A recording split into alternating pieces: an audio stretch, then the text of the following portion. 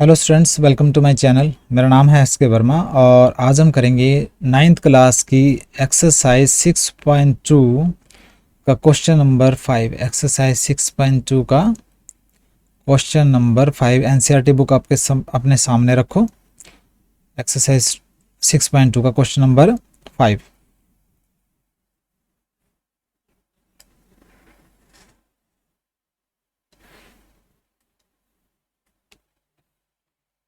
देखिए, सबसे पहले इसको पढ़ना है, क्वेश्चन को, स्टेटमेंट को पढ़ना। क्वेश्चन नंबर 5 कहता है इन फिगर 6.32, ये दे रखा है figure 6.32, if A B parallel to C D, ये ए बी है और ये सी डी है, दोनों पैरेलल है, दोनों लाइनें। Angle A P Q, angle A P Q वो 50 डिग्री है and angle P R D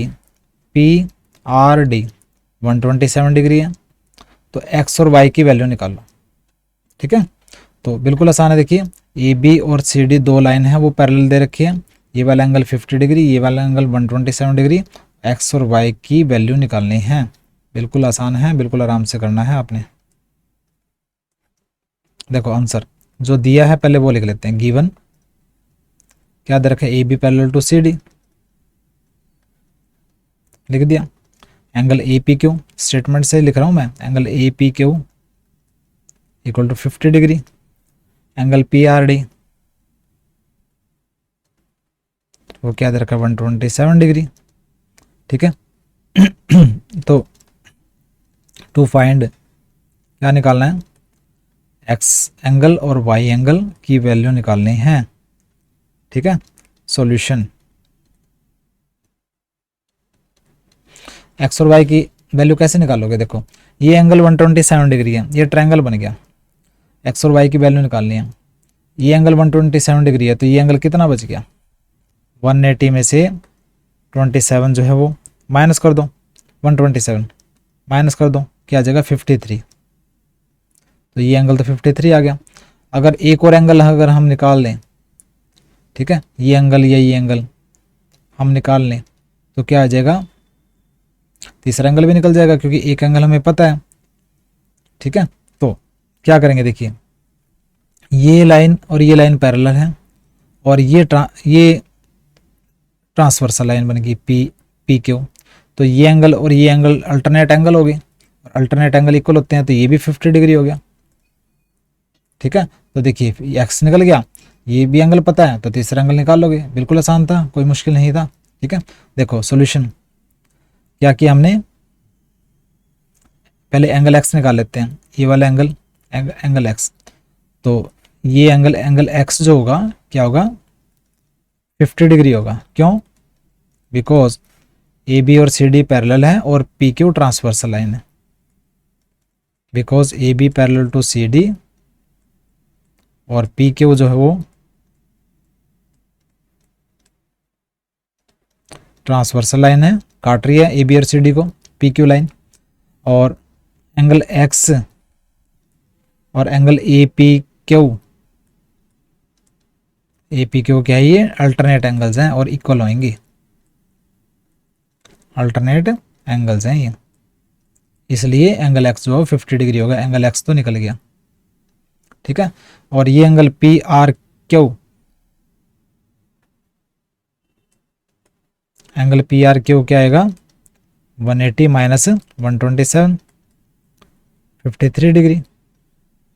ठीक है, तो अब लेंगे हम ट्रायंगल, पूरा ट्रायंगल ले लो। ये एंगल निकल गया, पी आर क्यू 53, तो ट्रायंगल ले लेंगे P Q R, triangle P Q R लेंगे। उसके अंदर angle X plus angle Y plus angle जो 53 इक्वल टू 180 डिग्री।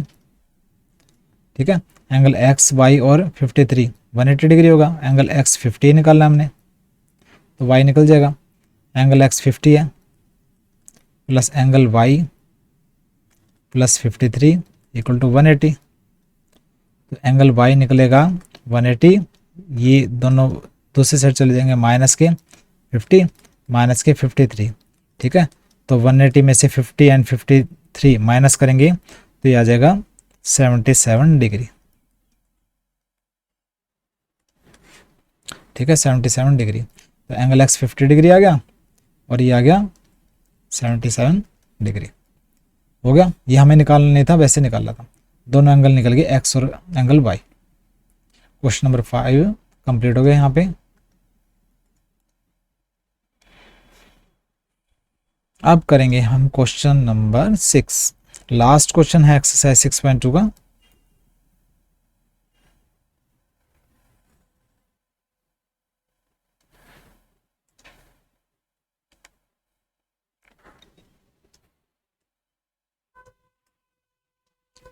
देखिए क्वेश्चन नंबर 6 क्या दे रखा है, इन फिगर 6.33, ये फिगर है 6.33। कहता है P Q and R S are two mirror, P Q और आर एस जो है वो दो शीशे हैं, placed parallel to each other, एक दूसरे के पैरेलल रखे गए हैं। An incident ray, incident ray वो होती है लाइट की किरण, लाइट की रे, ठीक है, जो आती है, ठीक है। इंसिडेंट रे ए बी आती है, स्ट्राइक्स टकराती है मिरर पी क्यू पे, पी क्यू मिरर पे टकराती है बी पॉइंट पर, एंड रिफ्लेक्टेड, और रिफ्लेक्ट होने के बाद फिर वो पॉइंट सी पर टकराती है आर एस मिरर के, ठीक है। बी सी के अलोंग जाती है, टकराने के बाद रिफ्लेक्टेड रे, और वो पॉइंट सी पर टकराती है आर एस मिरर के, एंड अगेन रिफ्लेक्ट्स, दोबारा रिफ्लेक्ट हो जाती है, ठीक है, और सी डी के अलोंग वो चली जाती है। दे रखा है कि पी क्यू और आर एस दो मिरर हैं, एक ए बी रे आती है, बी पॉइंट पर टकराती है पी क्यू मिरर के, और फिर बी सी के अलोंग जाती है और सी पॉइंट पर टकराती है आर एस मिरर के, और फिर सी डी के अलोंग चली जाती है, ठीक है। तो क्या निकालना है, प्रूव करना है A B parallel to C D, ये जो ए बी है ना और ये सी डी ये पैरेलल है, ये प्रूव करना है।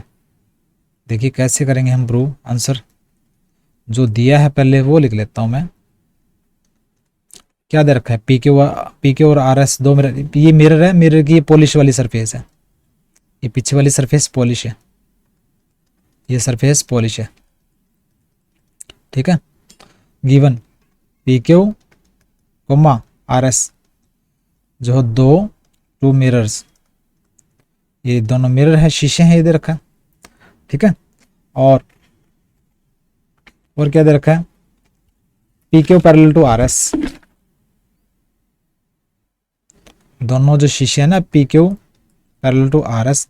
बाकी चीज़ें आप लिख सकते हो, इंसिडेंट रे, स्ट्राइक्स, ये चीज़ें लिख सकते हो, यहाँ से लेके यहाँ तक आप लिख सकते हो, लेकिन ना लिखो, कोई ज़रूरत नहीं है, अगर लिखना हो तो लिख दो, यहाँ से लेके यहाँ तक ये दे रखा है ना, ठीक है।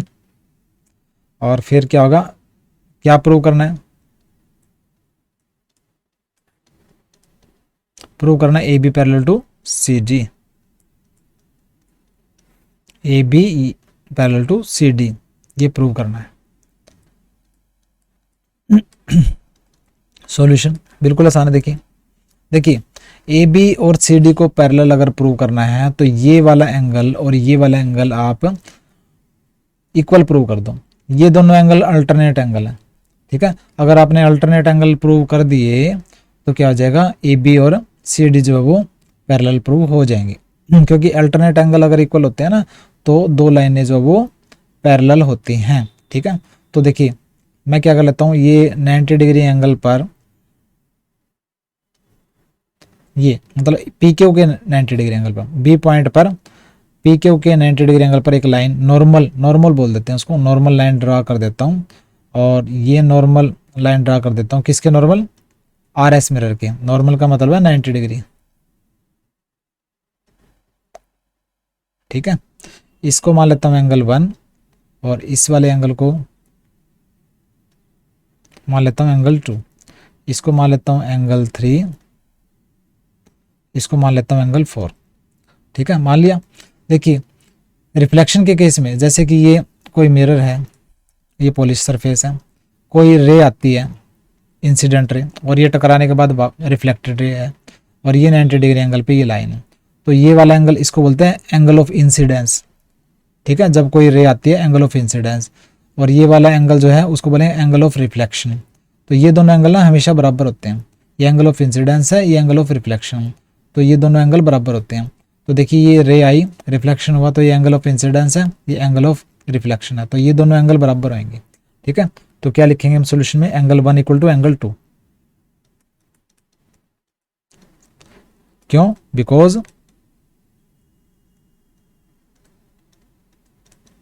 Angle of incidence equal to angle of reflection.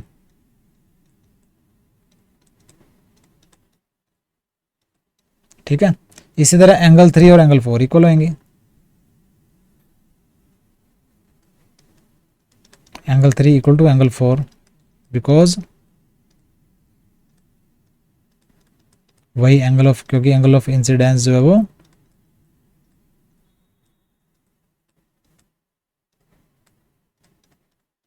Angle of reflection के बराबर होगा। एंगल 3 एंड 4 देखो, एंगल 3 एंड 4 में भी तो ये इंसिडेंट, ये जो यहाँ से रिफ्लेक्टेड रे आ गई इस शीशे के लिए, तो ये इंसिडेंट रे होगी और फिर ये रिफ्लेक्टेड रे होगी। तो एंगल 3 एंगल ऑफ इंसिडेंस है, एंगल 4 जो है एंगल ऑफ रिफ्लेक्शन है, तो एंगल 3 और एंगल 4 भी इक्वल होंगे। ठीक है, तो इक्वेशन 1 ये होगी और ये होगी इक्वेशन 2। ठीक है, लेकिन एक बात और ध्यान रखो, ये लाइन और ये लाइन पैरेलल है, ये दोनों पैरेलल थे, हमने 90 डिग्री एंगल पे ड्रॉ कर दिए, तो ये लाइन और ये लाइन पैरेलल है।